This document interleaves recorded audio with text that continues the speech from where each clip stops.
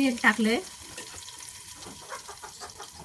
आता कांदा लाल झाला होतोय तोपर्यंत ह्याच्यामध्ये मटणामध्ये मी हळद, मीठ आणि हिंग थोडंसं टाकून घेतलंय. हिंग टाकल्याने काय होते, मटणाचा वास येत नाही. त्यामुळे ही आधीच मटण धुवून स्वच्छ करून घेतलं होतं आणि मीठ आणि हळद आणि हिंग टाकून हे करून ठेवलंय मी मॅरिनेशन. आणि आता कांदा टाकलाय तेलात. आता कांदा लाल होतोय. कांदा लाल झाला की मटण शिजायला टाकून द्यायचं.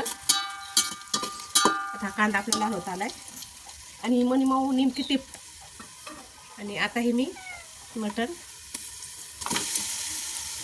फोडणीला टाकून दिले. आता छान असं म्हणे का तिकडा छान असं एक जीव करून घेतले. आता थोडंसं 5-10 मिनिटं जरा वापरून द्यायचं. आणि वापरल्यानंतर पाणी आधीच गरम करून घेतलेलं आहे. आणि आता हे पाणी ह्याच्यावरती टाकते. गरमच आहे.